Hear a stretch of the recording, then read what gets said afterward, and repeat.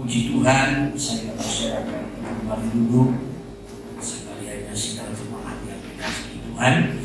Puji nama Tuhan, salam sejahtera dan sama bersekutu di dalam kasih Kristus bagi kita sekaliannya sidang jemaat yang dikasihi Tuhan. Shalom. Shalom.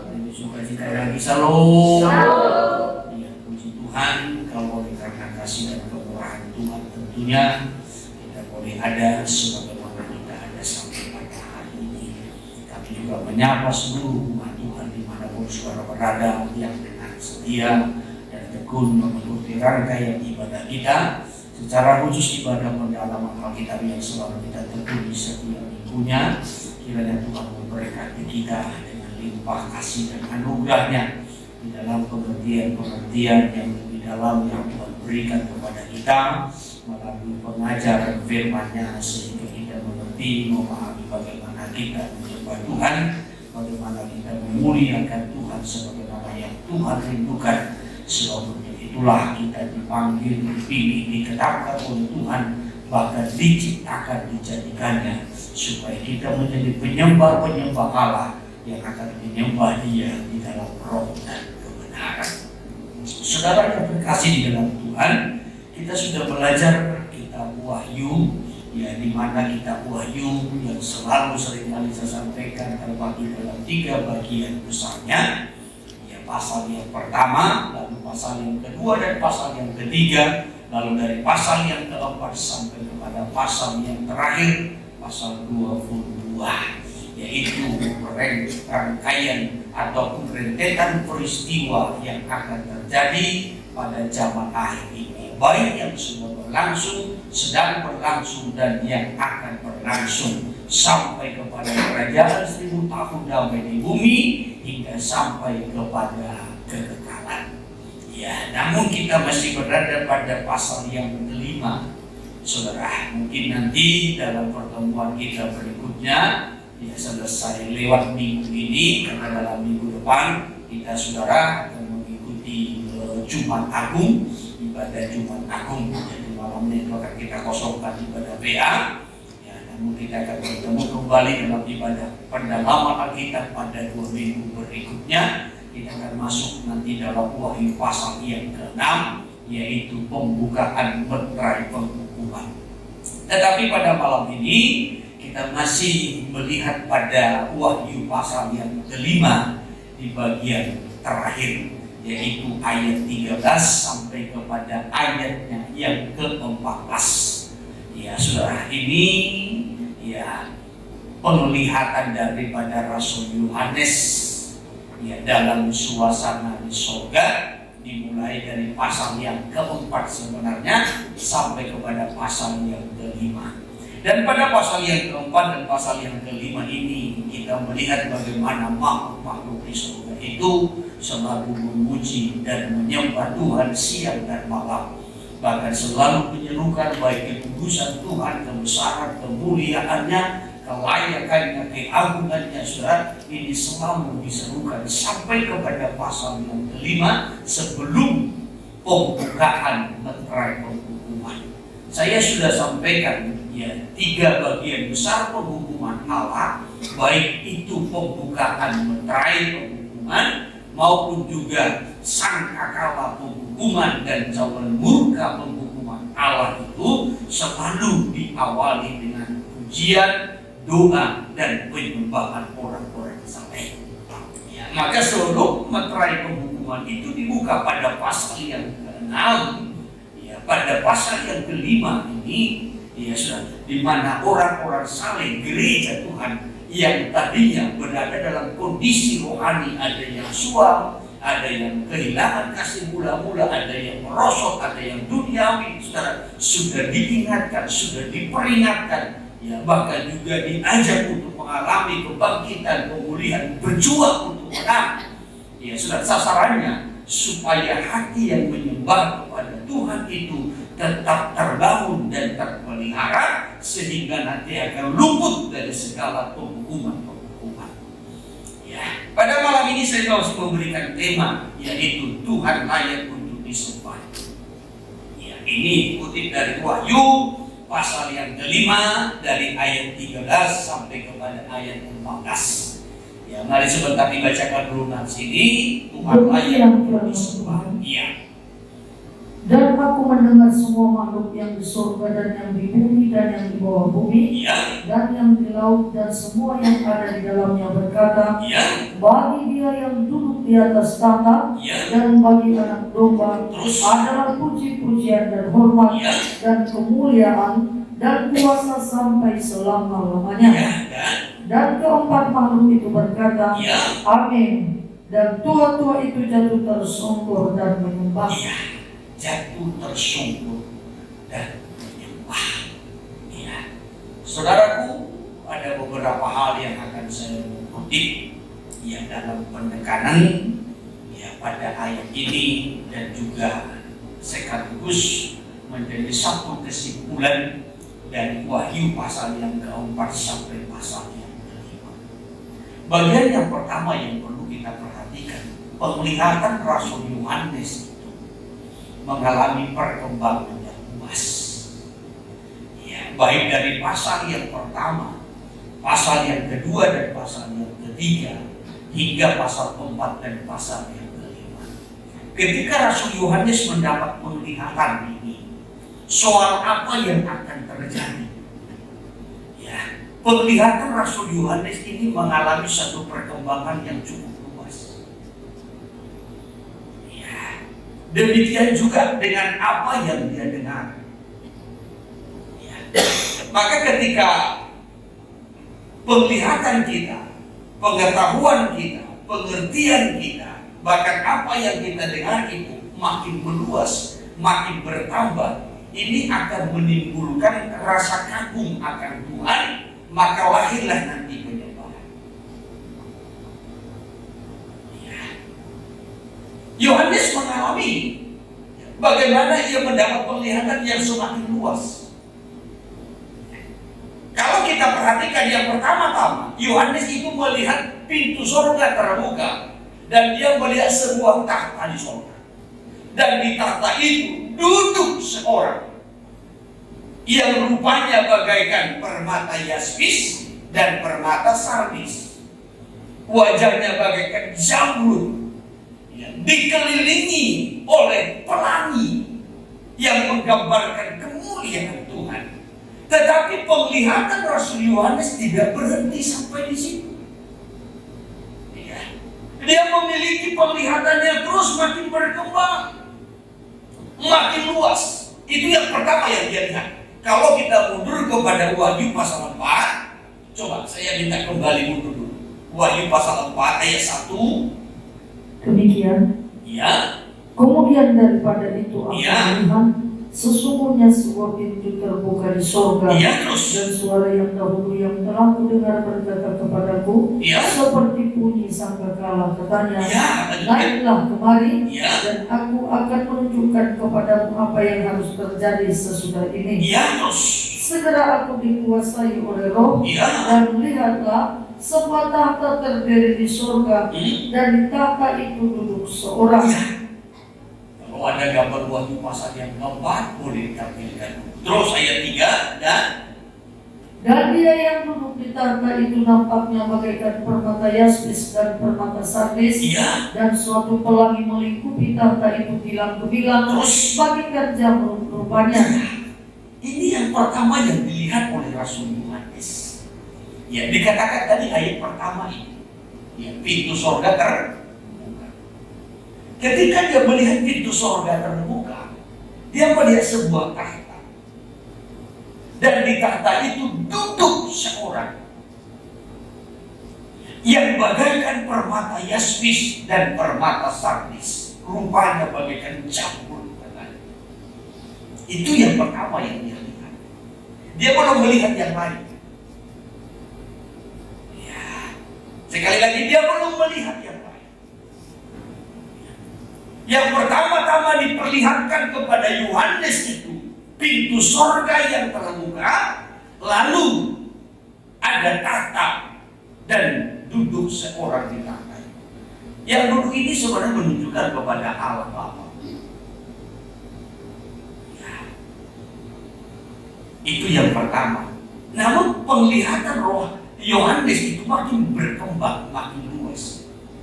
Pada pasal yang kelima, ya, dia juga melihat di takhta itu ada anak domba seperti sudah tersembelih. Kalau pada pasal yang keempat dia belum lihat itu. Ya. Tetapi pada pasal yang kelima baru diperlihatkan kepadanya. Ya.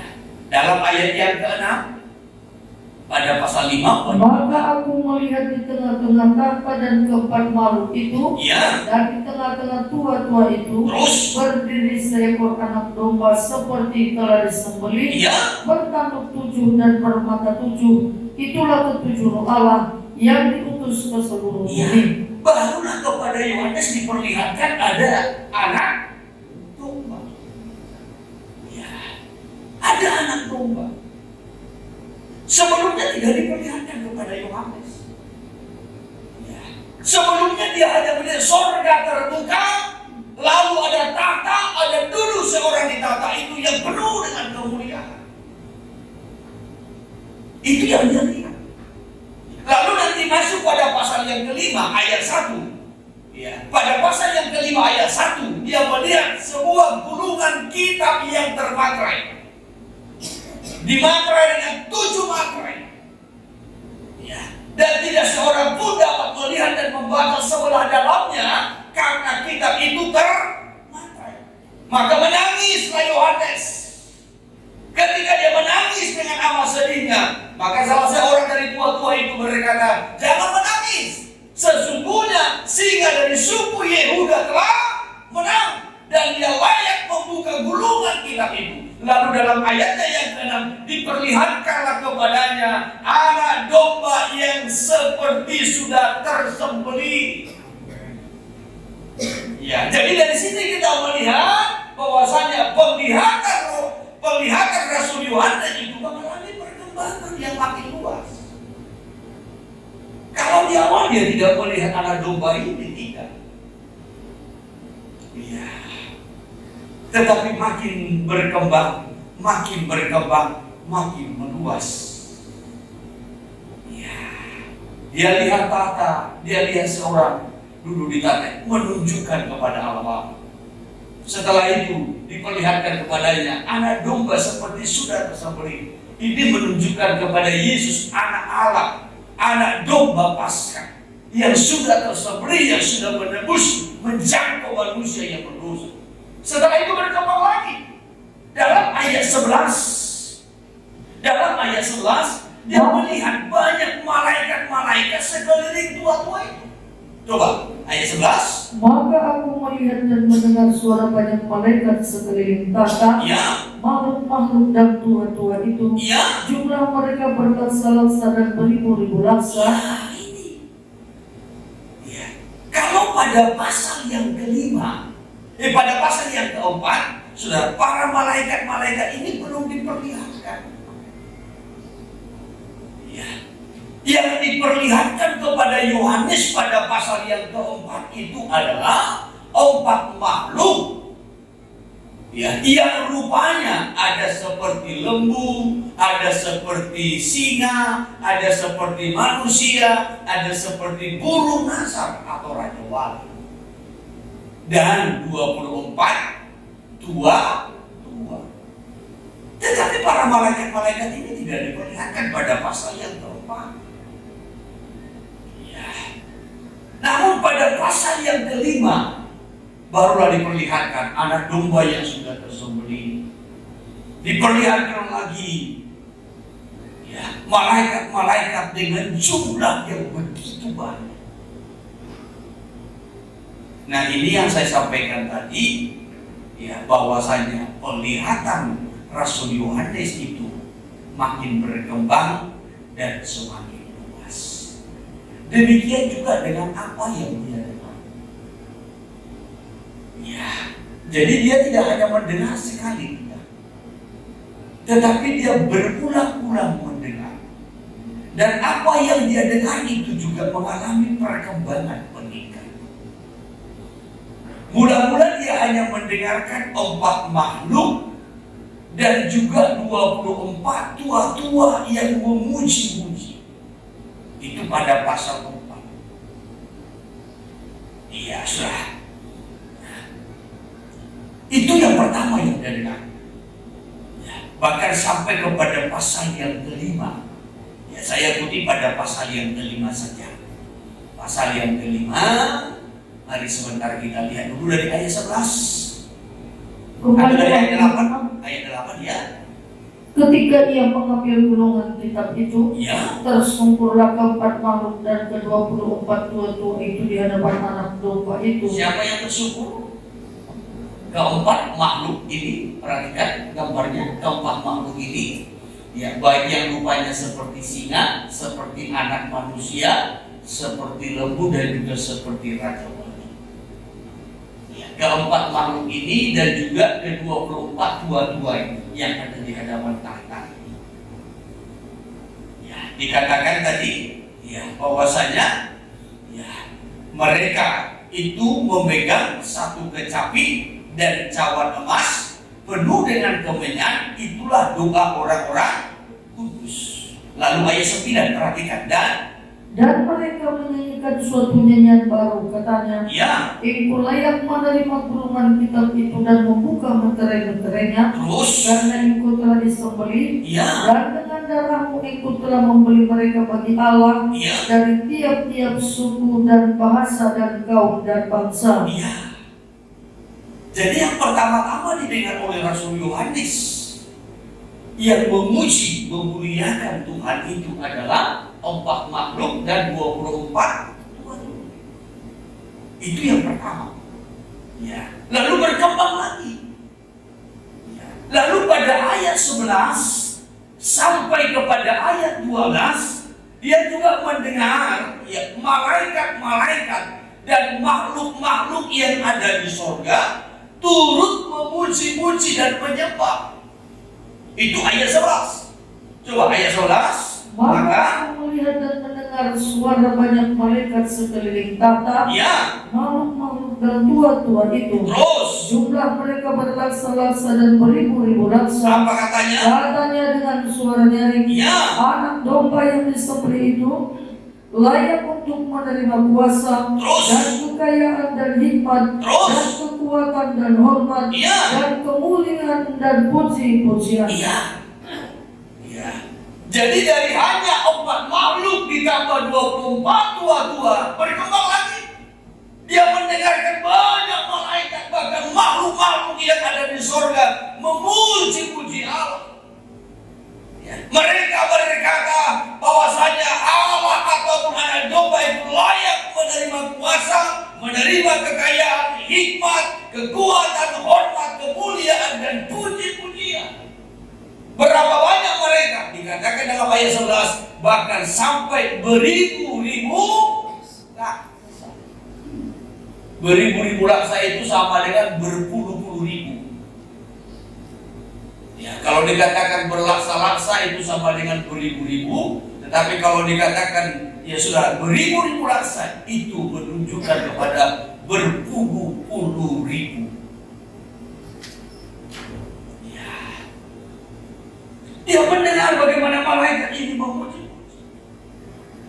Dari sana berkembang lagi. Dia mendengar lebih luas lagi. Apa yang dia dengar? Ayat 13. Dan aku mendengar semua makhluk yang ada di surga dan yang ada di bumi, bahkan di bawah bumi dan yang di laut, dan semua yang ada di dalamnya berkata, bagi Dia yang duduk di atas tahta dan bagi anak domba. Dia mendengar semua yang bernapas, yang bernyawa, baik yang di surga, di bumi, di bawah bumi, bahkan yang di laut sekalipun, semua memuji-muji Tuhan. Haleluya. Haleluya. Ya, saya mau tekankan saudara, bahwasanya apa yang dilihat oleh Rasul Yohanes dan apa yang didengarkan oleh Rasul Yohanes itu mengalami perkembangan. Nah, ini nanti, ya saudara, yang akan melahirkan rasa syukur, rasa kagum akan Tuhan. sehingga lahirlah penyembahan. Kenapa seseorang itu kurang bergairah memuji menyembah Tuhan? Karena kurang luas, kurang berkembang dalam penglihatannya, dalam pandangannya, dalam pengertiannya. Sehingga kalaupun nanti menyembah Tuhan, memuji Tuhan, ada sekedar suatu kebiasaan saja, tidak lain dari rasa takut. Tetapi ketika pandangan kita, pengertian kita, pemahaman kita, pengenalan kita akan Tuhan tentang perkara-perkara surgawi, tentang perkara-perkara rohani terus makin berkembang, maka rasa kagum akan Tuhan itu meningkat. Dan rasa kagum itulah yang akan melahirkan pujian, syukur, dan penyembahan. Maka saya seringkali menekankan, kalau kita gagal di dalam mendengarkan firman Tuhan, berarti kita gagal mengerti. Kalau kita gagal di dalam mendengarkan firman Tuhan, kita gagal memahami perkara Tuhan, perkara rohani, perkara surga. Kalau kita gagal mengerti, kalau kita gagal berkembang, maka kita akan gagal dalam menyembah. Kalaupun kita memaksakan diri untuk menyembah Tuhan, hanya kata-kata yang hampa dan kosong, tidak lahir dari rasa kekaguman. Sebagaimana saya berulang-ulang menyampaikan, penyembahan bukan seni yang bisa dipelajari dan dihafal, tetapi penyembahan itu dari hati, dari rasa kagum dan cinta, yang dilahirkan, yang ditumbuhkan dari pengertian, pemahaman, pengenalan yang berkembang, yang semakin luas. Haleluya. Ya. Oleh sebab itu, ya sudah, kembali kita perhatikan bahwasannya sentral pujian penyembahan itu adalah Tuhan sendiri. Ya. Tuhan sendiri. Ya. Ketika Rasul Yohanes melihat, mendengar, ya saudara, ini juga yang membangkitkan rasa kagum dan penyembahan. Maka kalau kita pelajari kitab Wahyu ini, betapa kagumnya Rasul Yohanes melihat perkara-perkara surgawi, perkara-perkara ya, kemuliaan. Dari penyembahan yang didengar oleh Rasul Yohanes itu, sentralnya Tuhan, bukan yang lain, bukan diri mereka. Maka sampai 24 tua-tua itu melemparkan mahkotanya, mereka tersungkur lalu sujud menyembah. Ya, sujud menyembah. Nah, perlu kita perhatikan, saudara, dalam Wahyu pasal yang keempat, penyembahan itu sentralnya kepada Allah, secara khusus pada Allah Bapa, pada Allah Bapa. Dalam ayat 8 sampai kepada ayat 11, ya, kalau kita melihat di situ keempat makhluk dan juga ke-24 tua-tua itu mengarahkan penyembahannya sentralnya itu kepada Allah Bapa yang duduk di tahta. Ya, sebagaimana tadi saya sampaikan, dalam Wahyu pasal 4, anak domba itu belum diperlihatkan. Ya, tetapi yang diperlihatkan di situ adalah tahta dan dia yang duduk di tahta. Dan saya sudah sampaikan itu menunjukkan kepada Allah Bapa. Anak domba ini belum diperlihatkan pada pasal 4. Maka ketika 4 makhluk dan 24 tua-tua itu, mereka tersungkur menyembah dan mereka berkata, Kudus, Kudus, Kuduslah Tuhan Allah. Itu diarahkan kepada Allah Bapa. Ya, Saya kembali kutip dulu pasal 4 ayat 8. Dan keempat makhluk itu masing-masing bersayap 6 sekelilingnya, Ya. dan di sebelah dalamnya penuh dengan mata. Terus. Dan dengan tidak berhenti-hentinya mereka berseru siang dan malam, Ya. Kudus, kudus, kuduslah Tuhan Allah Ya. yang Maha Kuasa, Terus. yang sudah ada dan yang ada dan yang akan datang. Ya. Terus. Dan setiap kali makhluk-makhluk itu mempersembahkan puji-pujian Ya. dan hormat dan ucapan syukur kepada Dia Ya. yang duduk di atas tahta itu Ya. dan yang hidup sampai selama-lamanya, Ya. Terus. maka tersungkurlah ke-24 tua-tua itu di hadapan Dia Ke-24 tua-tua itu di hadapan yang Dia. duduk di atas tahta itu, Ya. dan mereka menyembah Dia yang hidup sampai selama-lamanya. Menyembah Dia. Siapa yang mereka sembah? Yang duduk di menuju kepada Allah Bapa. Di situ anak domba belum diperlihatkan. Tetapi pada pasal yang kelima baru anak domba ini diperlihatkan. Tadi kita sudah membaca dalam ayatnya yang ke-6, maka aku melihat di tengah-tengah tahta dan keempat makhluk itu, dan di tengah-tengah tua-tua itu berdiri seekor anak domba seperti telah disembelih, bertanggung 7 dan bermata 7. Itulah ketujuh roh Allah yang diutus ke seluruh bumi. Itu pada pasal yang kelima baru diperlihatkan. Lalu nanti dalam ayatnya yang ke-8, kepada anak domba itu diserahkanlah kitab yang ternatra itu untuk dibuka. Ketika diserahkan kitab itu untuk dibukakan, maka kembali keempat makhluk ini dan ke-24 tua-tua ini, mereka mulai memuji-muji Tuhan, memuji anak domba itu dalam ayat 9. Dan mereka menyanyikan suatu nyanyian baru, katanya, Engkau layak menerima gulungan kitab itu dan membuka meterai-meterainya. Lalu ke-24 tua-tua dan 4 makhluk ini mulai memuji-muji dengan nyanyian baru. Anak domba layak menerima kitab itu, membuka meterai-meterainya. Lalu nanti dilanjutkan dengan para malaikat-malaikat, yang beribu-ribu raksa banyaknya, dan makhluk-makhluk yang ada di surga, mereka juga sujud menyembah.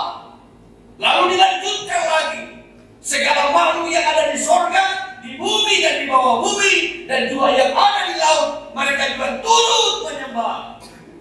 Siapa yang disembah? Anak domba, yang menunjukkan kepada pribadi Yesus. Lalu disimpulkan pada ayat 13. Ayat 13, dan aku mendengar semua makhluk yang di sorga dan yang di bumi dan yang di bawah bumi dan yang di laut dan semua yang ada di dalamnya berkata, perhatikan, bagi Dia yang duduk di atas tahta. Bagi siapa? Bapa di surga yang duduk di atas tahta. Lalu dilanjutkan, dan bagi anak domba, menunjukkan kepada pribadi Yesus adalah puji-pujian dan hormat dan kemuliaan dan kuasa sampai selama-lamanya. Jadi pertama-tama penyembahan itu diarahkan sentralnya kepada Allah Bapa. Setelah itu kepada anak domba menunjukkan kepada Yesus. Lalu dilanjutkan penyembahan itu diarahkan kepada Bapa dan Anak. Itulah Tuhan Yesus. Sekarang di mana Roh Kudusnya? Saudaraku, Roh Kuduslah yang mendorong umat Tuhan untuk menyembah. Roh Kuduslah yang menolong kita untuk menyembah.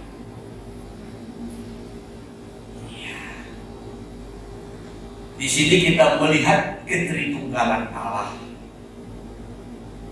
Saya bukan mau membeda-bedakan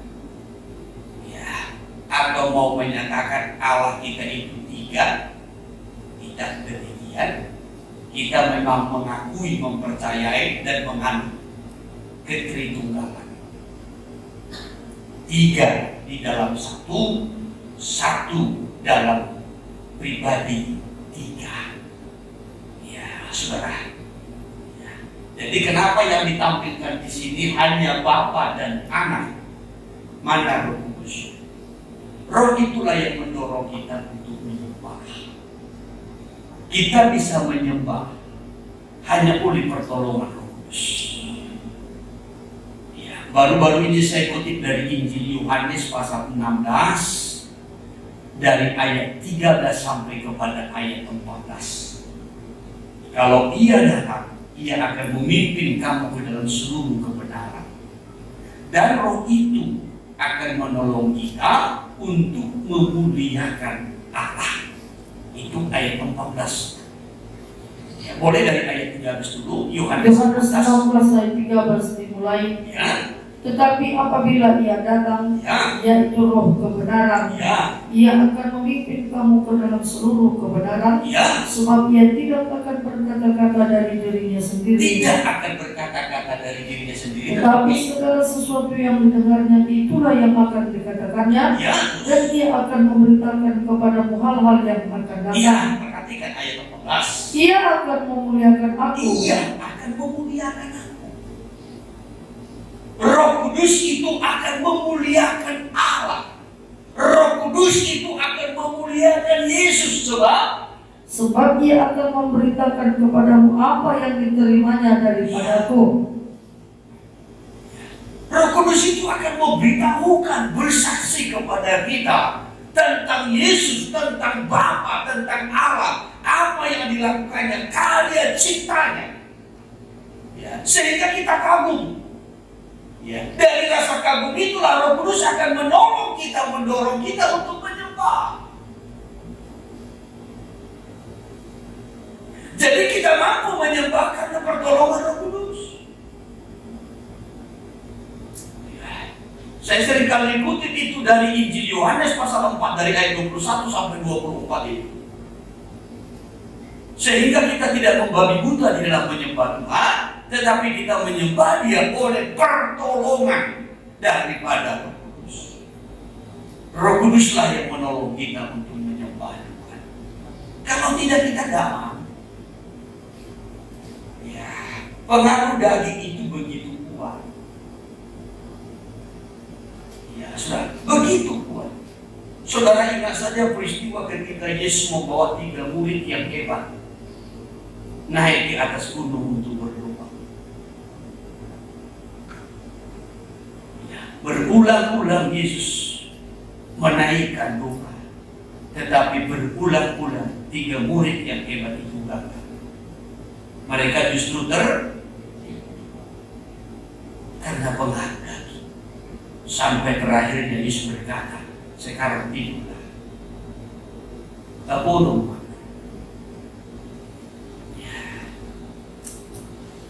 Pengaruh daging yang begitu kuat membuat manusia tidak mampu untuk menaikkan doa dan berdoa. Hanya oleh karena pertolongan Roh Kudus. Ya.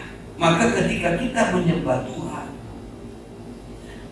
selalu berserah kepada Roh Kudus yang akan menolong dan memampukan setiap kita. Amin. Daging kita itu, sekali lagi daging kita, visi kita. Ya, ketika saudara lelah saja, saudara tidak akan mampu berkata haleluya. Ya, mungkin hanya masih mampu.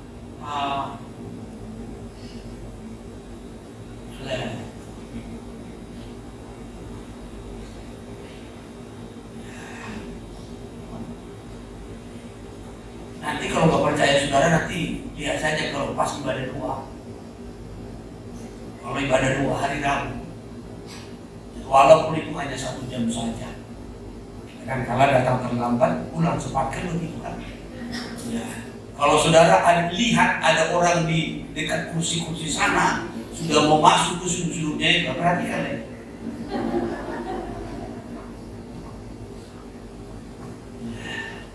Ketika saudara memperhatikan itu, saudara tidak akan bisa menyembah. Saudara akan pelototi. Saudara pun akan ikut terbawa. Yakinlah. Maka kalau sudah ibadah doa, kalau sudah mulai cari tempat posisi yang nyaman, aman, horas.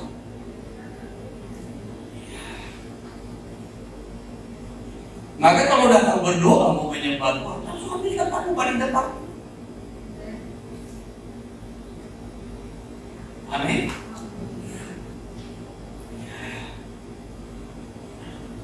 Kalau sudah ada di depan saudara, maju lagi ke depan dia. Itu yang pas. Jangan langsung di belakangnya. Belgia kan tahu soal nama pastor.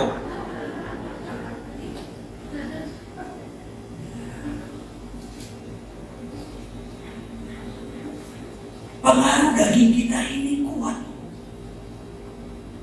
Bagaimana supaya kita gagal dalam penyembahan ini? Kita sudah berjuang saja, kita sudah bergumul saja, belum tentu kita menang.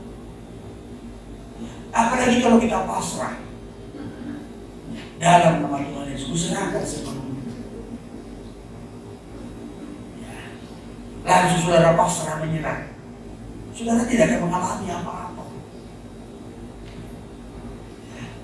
Saudara tidak akan pernah mengalami Tuhan. Orang berjuang saja, bergumul saja. Belum tentu. Maka kan sebelum Wahyu pasal 4 dan pasal 5, pasal 2 dan pasal 3 kan gereja dikoreksi dulu. Dan selalu di akhir dikatakan barang siapa menang. Barang siapa menang. Kalau dalam terjemahan sehari-harinya itu dikatakan barang siapa yang menang dalam peperangan rohani. Barang siapa yang menang dalam peperangan rohani, dia akan mendapatkan ini, dia akan mendapatkan ini. Selalu begitu. Jadi dibutuhkan peperangan rohani, pergumulan rohani, perjuangan rohani, supaya kita menang menyembah. Kalau kita sudah menang menyembah, maka kita akan luput dari meterai penghukuman. Meterai dari penghukuman sangkakala, dari penghukuman zaman murka. Kalau menang dalam penyembahan. Penyembahan itu yang menolong kita, memampukan kita. Termasuk juga menaklukkan keinginan daging kita, hawa nafsu daging kita, tabiat kita, karakter kita yang buruk itu mampu kita taklukkan melalui penyembahan. Mungkin kita menyadari karakter kita masih buruk. Ya, sudah. Sifat-sifat kita masih buruk yang kita warisi mungkin dari nenek moyang kita, orang tua kita, keluarga kita. Tetapi untuk merobek itu, untuk menaklukkan, mematikan itu, tidak cukup hanya dengan pengertian dengan firman, tetapi keberhasilan kita di dalam menyembah. Kalau soal pengertian dalam firman, orang Farisian itu orang menggali. Itu menggali firman. Menggali hukum-hukum. Tetapi gagal dalam penyembahan. Kalau mereka melakukan doa, doanya supaya dilihat orang saja, rohani. Kan begitu. Jadi bukan hati yang menyembah. Bukan dari rasa kagum, bahkan.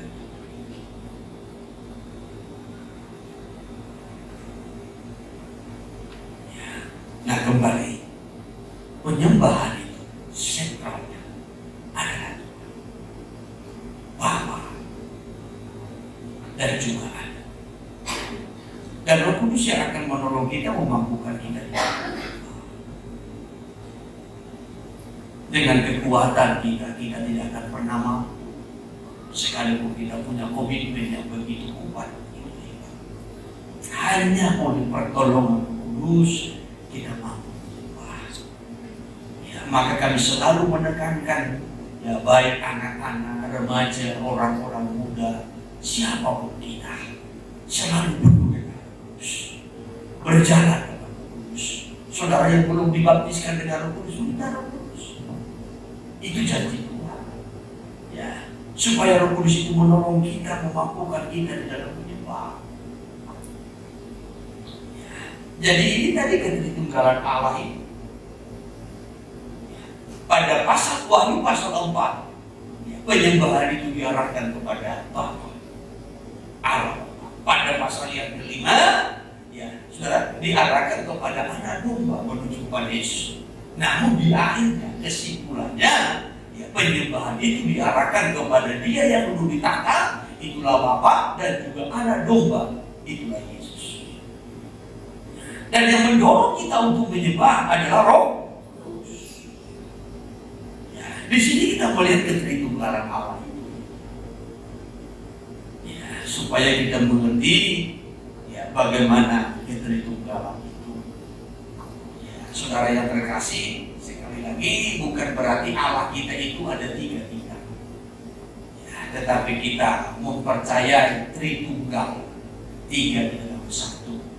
Dengan simpelnya, ya, saya selalu berkata begini dalam soal ketritunggalan. Allah Tritunggal itu bisa dibedakan, tetapi tidak bisa dipisahkan. Kita bisa membedakan mana Bapa, mana Allah Anak, itu Tuhan Yesus, mana Allah Roh Kudus, kita bisa bedakan, tetapi tidak bisa dipisahkan. Kalau penyembahan kita diarahkan kepada Bapa pun, Anak tidak cemburu, Roh Kudus tidak cemburu, karena itu satu. Kalau Bapa dimuliakan, Anak dimuliakan. Ya, dan Allah itu roh adanya. Ya, kalau Anak dimuliakan, Bapa pun dimuliakan. Berulang-ulang Yesus berkata, kalau Bapa dimuliakan, Anak dimuliakan. Kalau Anak dimuliakan, Bapa yang mengutus pun dimuliakan. Karena ketiganya ini satu. Bukan berarti kalau kita menyembah Bapa, wala Anak cemburu. Nah, ya, ini satu. Hanya kita bisa membedakan bagaimana karyanya, cara kerjanya, ya, bisa dibedakan tetapi tidak bisa dipisahkan. Justru Roh Allah itu yang menolong kita, membantu kita, memampukan kita di dalam memuliakan Tuhan menyembah. Ya, jadi kembali bagian yang pertama yang kita perhatikan tadi, bahwasanya penglihatan dan pendengaran Rasul Yohanes itu mengalami perkembangan, meningkat.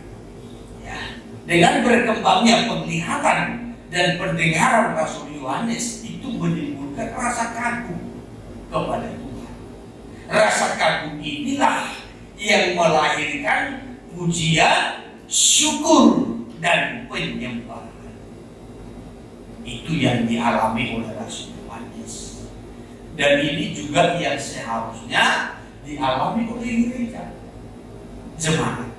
Kalau jemaat melihat makin meluas, ya, makin meluas melihat perkara-perkara rohani, perkara surgawi, pengenalan akan Tuhan, ya, makin luas pendengarannya.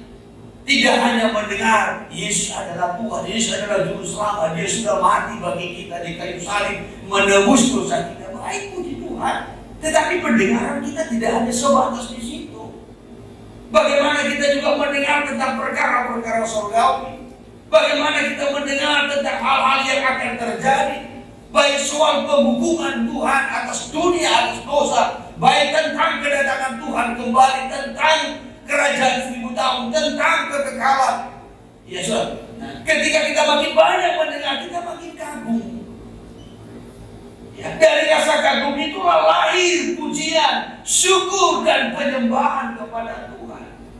Maka dalam kitab Perjanjian Lama, ya, dalam kitab Yeskiel pasal 44, ya, Tuhan menyampaikan melalui Nabi Yeskiel supaya umat Tuhan itu betul-betul teliti di dalam melihat, ya, dan juga sungguh-sungguh di dalam mendengar. supaya ada perkembangannya, ada peningkatannya.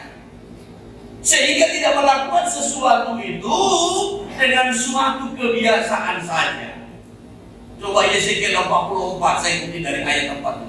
Demikian, Iya. lalu dibawanya aku melalui pintu gerbang utara ke depan bait suci. Iya. Aku melihat sungguh rumah Tuhan penuh kemuliaan Tuhan. Iya. Maka aku sujud menyembah. Iya, terus. Tuhan berfirman Apa kepadaku, katanya? hai anak manusia, Ya. perhatikanlah baik-baik, Perhatikan baik-baik. lihatlah dengan teliti, Lihat dengan dan teliti. dengarlah dengan sungguh-sungguh Dengar dengan sungguh-sungguh. segala sesuatu yang hendak kufirmankan kepadamu Iya. mengenai peraturan-peraturan rumah Tuhan Iya. dan tentang segala hukumnya. Terus. Dan perhatikanlah baik-baik Iya. siapa yang diperbolehkan masuk ke dalamnya dan siapa yang harus ditolak dari tempat kudus. Jadi ketika Nabi ini tersyukur menyembah melihat kemuliaan Tuhan itu, Tuhan berfirman. Tuhan berkata, lihatlah dengan teliti, perhatikan baik-baik, dengarlah dengan sungguh-sungguh, ya, supaya pelayanan keimamatan tidak dilakukan hanya sekedar suatu kebiasaan, tapi ada ketentuannya, ada hukumnya. Ya, itu yang Tuhan tekankan.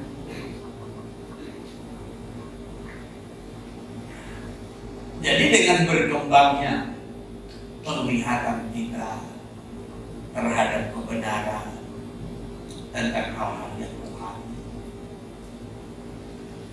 demikian juga pendengaran kita, itu akan membuat kita semakin takut pada Tuhan. Maka lahirlah nanti rasa syukur, pujian, dan penyembahan. Ya. Ini saudara. Ya. Maka kita mengerti bagaimana kita menyembah Tuhan. Bahkan ketidaktukaran Allah, baik Bapa maupun Anak, karena ini satu. Ya. Sebagaimana tadi kita melihat dari pasal yang keempat sampai kepada pasal yang kelima. Ya. Di pasal yang kelima ayat 6 ini, Bapa dengan Anak yang digambarkan dengan anak domba yang tersembelih itu sama-sama ditahta. Iya toh? Sama-sama ditahta kan? Coba kembali. Ayat yang ke-6, Ya. maka aku melihat di tengah-tengah tahta dan keempat makhluk itu, Ya. dan di tengah-tengah tua-tua itu Ya. berdiri seekor anak domba seperti telah disembelih. Jadi sama-sama ditahta itu. Aku melihat di tengah-tengah tahta. Di hadapan empat makhluk dan juga di hadapan ke-24 tua-tua itu, anak domba itu juga ada bersama-sama dengan Bapa di tahta.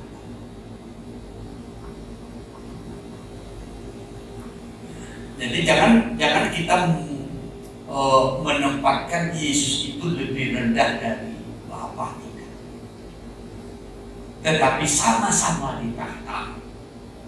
Itu menunjukkan kepada Dia adalah Allah,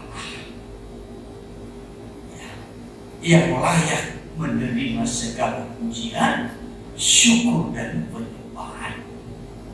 Ya, yang mula-mula kalau kita mundur ke belakang, ya, Dia disebut juga sebagai singa dari suku Yehuda. Apa artinya? Artinya Dia telah menaklukkan apapun mengalahkan iblis ataupun maut. Dia sudah menang. Ya, singa dari suku Yehuda sudah menang. Terhadap apa dia menang? Terhadap maut, kematian, terhadap iblis. Dia sudah menang. Ya. Setelah itu, Yesus. Dia diperlihatkan sebagai anak domba yang disembelih. Apa tujuannya? Untuk membayar lunas tuntutan keadilan Allah tentang dosa manusia. Manusia yang berdosa harusnya dihukum sebagai bentuk keadilan Tuhan. Saya dan saudara yang berdosa, seharusnya kita ini dihukum.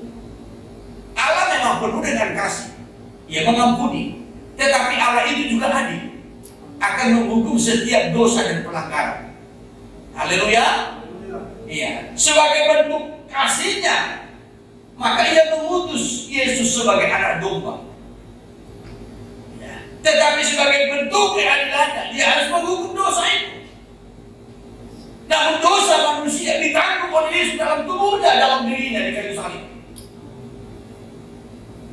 Maka Dia digambarkan sebagai anak domba Paskah, anak domba Allah yang sudah tersembelih, yang menanggung segala dosa pelanggaran manusia, yang menanggung kutuk, yang menanggung hukuman yang seharusnya ditimpakan kepada manusia, ditanggung kepada Yesus. Sebagai bentuk keadilan Tuhan, dosa itu harus dihukum. Maka diperlihatkanlah Yesus itu seperti anak domba. Bahkan anehnya dikatakan anak domba itu bertanduk 7 kan? Mana ada ceritanya domba tanduknya 7? Tetapi diperlihatkan di sini anak domba itu tanduknya 7. Saya sudah terangkan dalam ibadah kita sebelumnya. Tanduk itu berbicara tentang kekuatan Allah. Tanduk 7 itu kekuatan penuh, kekuatan yang sempurna di dalam menjalankan kehendak Allah, di dalam menjalankan misi Allah. Jadi Yesus itu dengan kekuatan penuh, kekuatan yang sempurna di dalam menjalankan kehendak Allah. Maka sampai tuntas, walaupun begitu berat. Sempat di Taman Getsemani berkata, Bapa, kalau boleh cawan ini berlalu, biarlah berlalu. Tetapi bukan. Jadi ketika di dalam doa dia sudah melihat bagaimana beratnya salib itu. Tetapi Yesus tidak mundur. Sekalipun itu berat, sekalipun salib itu berat, tetapi dia tidak mundur. Tetapi dia memiliki kekuatan yang sempurna yang dilambangkan dengan 7 tanduk. Sekalipun berat salib itu. Beda dengan manusia. Kalau manusia, kalau berat pergumulannya, seringkali mundur. Berat masalahnya, mundur. Kenapa nggak ibadah kain pulang? Bulan ini berat kali pergumulan. Jadi bulan ini off dulu. Kenapa nggak apa layan kain pulang? Ini makin berat pergumulan. Pergumulan apa? Pergumulan keluarga, ekonomi. Pokoknya berat semua lah. Baru lagi keluarga di kampung semua menuntut dan lain sebagainya. Maka cuti dulu melayani. Nanti kita lanjutkan 2 bulan berikutnya. Saudaraku, miliki kekuatan penuh, kekuatan sempurna. Jadi Yesus itu digambarkan seperti anak domba bertanduk 7. Itu melambangkan kekuatan sempurna dalam menjalankan, melakukan kehendak Allah itu, kehendak Allah. Baik di Taman Getsemani, dia sudah melihat beratnya pergumulan itu. Di kayu salib sebelum dia mati, dia juga melihat dan merasakan beratnya pergumulan itu. Maka sampai dari kayu salib beberapa kali Yesus berteriak, berseru, Eloi, Eloi, lama sabachthani, Bapa, Bapa, mengapa engkau yang ada di situ berkata, mari kita lihat dulu. Ya. Apakah dia dapat menyelamatkan dirinya? Orang lain dia selamatkan. Tetapi apakah dia mampu menyelamatkan dirinya? Mampukah Yesus lepas dari salib ini? Sebenarnya mampu. Ya. Tetapi dia harus jalani itu dengan kekuatan penuh supaya manusia diselamatkan. Dia harus jalani itu. Dia harus rela menanggung kutuk, kematian, maut, dosa atau akibat dosa. Dia harus tanggung supaya manusia diluputkan dari hukuman. Maka dalam Wahyu ini digambarkan dengan anak domba yang bertanduk. Ia memiliki kekuatan penuh dalam melaksanakan misi Bapa. Bahkan juga dikatakan bermata 7. Anak domba bertanduk 7, bermata 7. Mata 7 juga sesuai terangkan. Ini berbicara tentang pengetahuan yang sempurna dan hikmat yang sempurna. Ya. Jadi melihat, mengetahui dengan jelas mana ada domba matanya 7. Ya. Saudara yang terkasih, tetapi itu menggambarkan, melukiskan. Kalau matanya 7 berarti penglihatannya dengan jelas, dengan sempurna, mengetahui dengan jelas.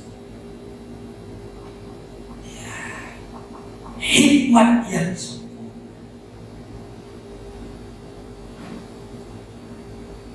Hikmat yang sempurna, pengetahuan yang sempurna, kekuatan yang sempurna hanya ada pada Allah. Maka dari situ kita melihat anak domba itu yang menunjuk kepada Yesus, dia adalah Allah yang sempurna. Maka dia layak untuk disembah.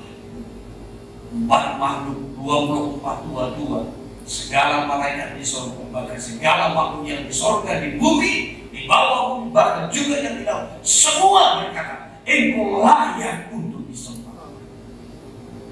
Haleluya. Haleluya. Iya, sudah. Baik kepada Bapa yang belum ditata maupun juga kepada Anakku. Kenapa dia layak disembah? Alkitab memberikan keterangan, ya sebab ia menerima gulungan kita itu untuk dibuka. Ya, untuk dibukakan. Saya minta sekali lagi dibacakan. Kembali Wahyu 5 ayat yang ke-7. Ayat 8 saja langsung. Ketika ia mengambil gulungan kitab itu, ya, tersungkurlah keempat makhluk dan ke-24 tua-tua itu di hadapan anak domba itu. ia tersungkur untuk menyembah, ya terus. Masing-masing memegang satu kecapi dan satu cawan emas. Iya, jadi mereka menyembah anak domba itu, ya, dengan sikap tubuh yang tersungkur di hadapannya. Bahkan dikatakan dengan alat yang mereka pakai, yaitu kecapi dan cawan emas, terus penuh dengan kemenyan. Yaitu Itulah doa orang-orang kudus. doa orang-orang kudus. Ya, apa isi daripada nyanyian mereka? Terus Dan mereka menyanyikan suatu nyanyian baru, katanya, ya, Engkau layak menerima gulungan kitab itu dan membuka materai-materainya, ya, karena Engkau telah disembelih, ya, dan dengan darahmu Engkau telah membeli mereka bagi Allah ya. dari tiap-tiap suku dan bahasa dan kaum dan bangsa. Ya, jadi di sini diterangkan, ya isi penyembahannya itu engkau layak menerima gulungan kitab untuk dibukakan. Ya, lalu selanjutnya, ya sudah, setelah dibukakan, maka mereka menaikkan pujian nyanyian baru. Mereka juga melakukan penyembahan, ya, dengan tersungkur, bahkan juga membawa alat-alat untuk menyembah, untuk memuji, ya sudah, untuk meninggikan, memuliakan Tuhan, baik dengan kecapi maupun juga dengan cawan emas. Tentu ada alasannya. Apa alasannya? Tadi diterangkan di sini, karena Yesus anak domba itu telah tersembelih dalam menebus dosa manusia. Ya, saudara yang terkasih, ya, alasan penyembahan itu tentu ada. Diingatkan dengan perbuatan-perbuatan Tuhan yang besar, karya Tuhan. Ya. Jadi setelah dilihat perbuatan-perbuatan Tuhan, maka ada rasa kagum, maka lahirlah pujian, syukur dan penyembahan. Ya, lalu nanti dilanjutkan diikuti dengan para malaikat dan diikuti juga dengan segala makhluk, baik di surga, di bumi, di bawah bumi, maupun di laut. Bicara tentang penyembahan, kita diingatkan tentu dengan Mazmur 95. Dari ayat pertama sampai kepada ayatnya yang ke-7. Ya. Mazmur 95 ini, kalau kita pelajari dengan teliti, ini adalah bagaikan suatu lonceng pemberitahuan bagi gereja, supaya gereja betul-betul menaikkan penyembahan kepada Tuhan. Ya, ini sekali lagi bagaikan suatu lonceng pemberitahuan. Hai jemaat, hai gereja, hai umat Tuhan, puji dan sembahlah Tuhan. Hai jemaat, hai umat Tuhan, datanglah beribadah kepada Tuhan, muliakanlah Tuhan, taatilah Tuhan. Ini bagaikan satu lonceng pemberitahuan. Ya. Dan kalau kita lihat di sini, Mazmur 95, di situ perikopnya hormatilah Tuhan dan taatilah Dia. Ayat 1 sampai kepada ayatnya yang kedua, ibadah kepada Tuhan itu yang dimulai dengan rasa syukur ya atas kedahsyatan dan karya cipta Tuhan. Itu ayat 1 dengan ayat 2. Ya. Jadi kita diajak untuk bersyukur. Ya, datang beribadah diajak untuk bersyukur sebagai rasa kagum ya, akan kedahsyatan Tuhan dan juga atas segala ciptaan Tuhan. Jadi ini bentuk kekaguman ini tadi. Coba ayat 1. Ayat 1. Marilah kita bersorak-sorai untuk Tuhan, Ya. bersorak-sorak bagi gunung batu keselamatan kita. Ya, terus. Biarlah kita menghadap wajahnya dengan nyanyian syukur, Ya. bersorak-sorak baginya dengan nyanyian mazmur. Ya. Jadi datang dengan syukur. Ya. Apa yang kita syukur? Kedahsyatan Tuhan, kebesaran Tuhan. Apa yang kita syukuri? Ciptaan Tuhan. Ya. Baik segala makhluk yang Dia ciptakan, bahkan juga alam yang Dia ciptakan, dunia yang Dia ciptakan dengan isinya, termasuk juga manusia. Lalu dari ayat 3 sampai ayatnya yang kelima di sini diterangkan bahwasanya Tuhan Allah lah satu-satunya Tuhan yang mengatasi segala ilah di dunia ini. Di sini diperlihatkan kedahsyatan Allah kita itu, kebesaran Allah kita itu. Dia satu-satunya Allah yang mengatasi segala ilah-ilah atau dewa-dewa atau Allah-Allah yang ada di dunia ini. Dia satu-satunya Tuhan yang berkuasa. Maka dikatakan ayat 3, sebab Tuhan adalah Allah yang besar. Tuhan adalah Allah yang besar. Dan Raja yang besar mengatasi segala Allah. Dia mengatasi segala.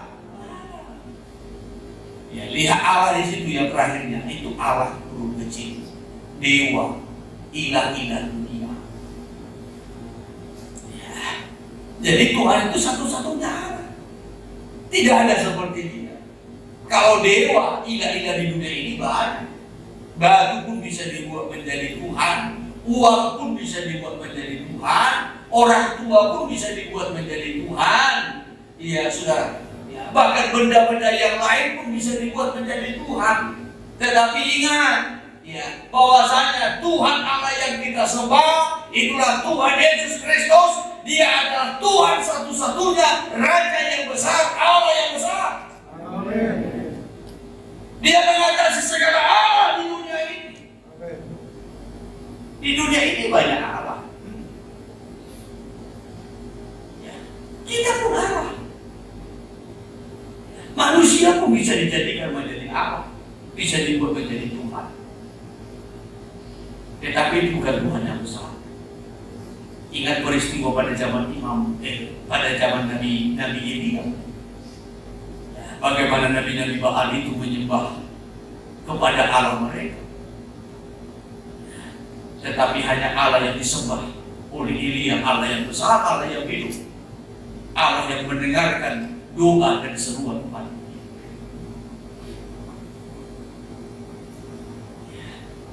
Jadi di sini diperkenalkan bahwasanya Allah kita itu adalah Allah yang besar, Raja yang besar, mengatasi segala. Lalu ayat 4, ya, ini diceritakan soal pekerjaannya, karyanya, ciptaannya. Ayat 4. Bagian-bagian bumi yang paling dalam ada di tangannya, Ya. puncak gunung-gunung pun kepunyaannya. Ya, ini menerangkan bahwasanya Dia mencipta semua.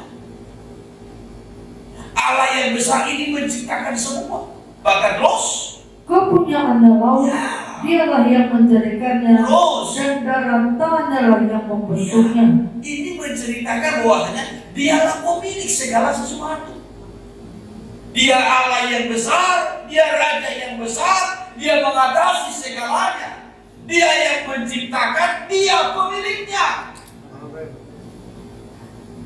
Amin. Amin. Dia pemiliknya. Ya. Walaupun kadang-kala kita manusia ini mengklaim, ya sudah, oh ini milikku, ini punyaku, ini hartaku. Tetapi ingat, Tuhan pemiliknya.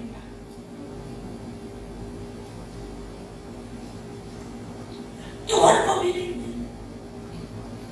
Uangmu itu pun Tuhan yang punya. Saudara hanya pengelola. Saudara hanya bendahara Tuhan. Kan kenapa bedanya?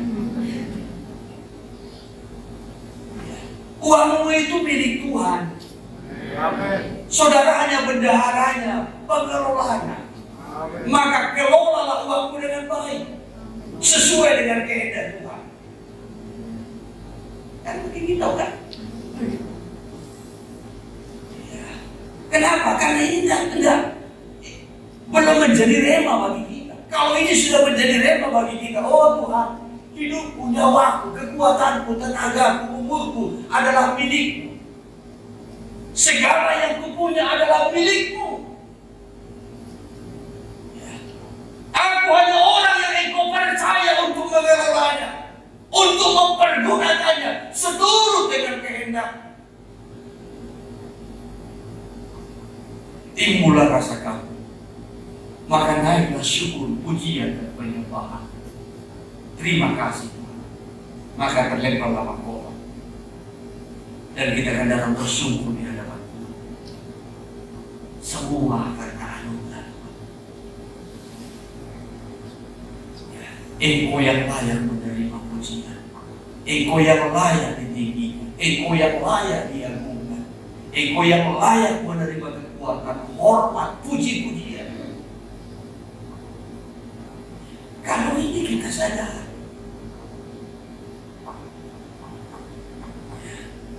kan karena kebanyakan orang tidak menyadari, merasa semua adalah miliknya karena kekuatannya, karena kehebatannya, karena usahanya. Dia lupa manusia pun milik Tuhan. Kita ini pemiliknya. Maka kalau Tuhan berkata pulang, pulang.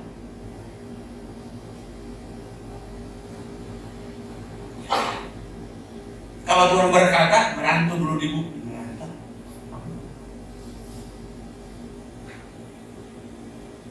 Ya, begitu pulang membawa banyak berkas-berkasnya. Ya itu siapa?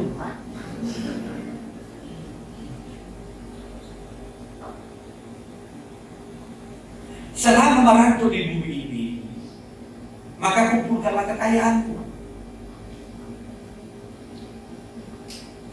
yaitu kekayaan surga.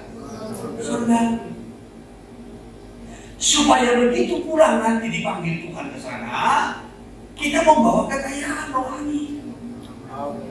Sehingga kita punya mahkota, kemuliaan. Ya.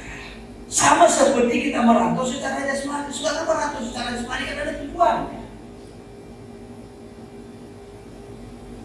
Saudara merantau kan supaya makin miskin kan?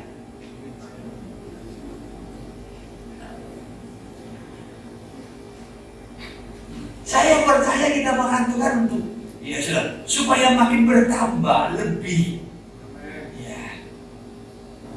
Kalau contohnya di kampung kita kurang, kita merantau. Maka ada istilahnya mau merubah nasib, merubah ekonomi, merubah hidup, ya, supaya lebih baik. Kalau di kampung ekonomi kita sudah baik, kita merantau, maunya kan lebih baik lagi. Saudara kan tidak merantau supaya menghabiskan kekayaanmu yang di kampung. Itu kebodohan, autonomi. Orang merantau supaya lebih baik. Ya, maka kalau ada orang merantau makin lebih buruk, ya sudah. Minta ongkos pulang ke kampung lagi dari orang tua. Aduh, itu sudah salah besar. Ya, demikian halnya kita di bumi ini. Kita ke bumi ini kan merantau. Ya, sebagai orang asing. Tiba waktunya Tuhan akan memanggil kita pulang. Ya, bukan pulang kampung, pulang kota. Namanya kota Yerusalem. Ya, pulang, membawa berkas-berkasnya. Ya, kekayaan rohani. Nah, kembali kepada Mazmur 95. Dalam Mazmur 95 ini, ayat 1 dan ayat 2 tadi, ya kita melihat, ya ini ibadah itu dimulai dengan syukur atas kedahsyatan dan karya Allah dalam mencipta, baik alam semesta, isinya, dan juga hidup kita. Lalu dari ayat 3 sampai kepada ayatnya yang kelima, di situ diceritakan bahwasanya hanya Tuhanlah satu-satunya Allah yang besar, Raja yang besar, Dialah pencipta semuanya, Dia juga pemilik segala sesuatu. Ya, Dia pemilik segala sesuatu. Bahkan hidup kita sendiri pun adalah miliknya. Dia penguasa tunggal. Dia pemilik segala makhluk termasuk manusia, saya dan saudara. Lalu intinya itu ayat 6 dengan ayat 7.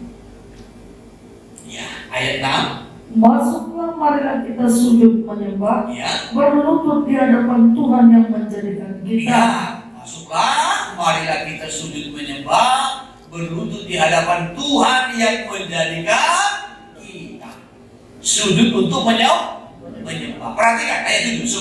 Sebab Dialah Allah kita, ya, dan kitalah umat gembalaannya, ya, dan kawanan domba tuntunan tangannya. Ya. Kita menyembah, lalu dilanjutkan dengan ayat 7-nya. Kita diingatkan bahwasanya sebab Dialah Allah kita dan kitalah umat gembalaannya dan kawanan domba tuntunan tangannya. Ini berbicara tentang pemeliharaan Tuhan. Ya, karena Tuhan selalu memelihara kita, sama seperti bangsa Israel yang Tuhan pelihara selama perjalanan di padang gurun dengan tiang awan dan tiang api. Maka pada pasal ini diajaklah supaya sujud menyembah kepada Tuhan. Hal yang sama dengan kita, sebagai bentuk kita menyadari, kita mengakui bahwasanya hidup kita bukan hanya diciptakan oleh Tuhan, tetapi kita pun dipelihara Tuhan dalam perjalanan rohani kita menuju ke Sion, Yerusalem surgawi. Maka layaklah kita menyembah Tuhan.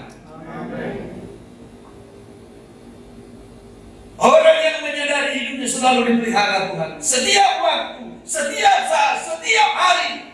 Dari waktu ke waktu, maka akan selalu menaikkan penyembahan kepada Tuhan.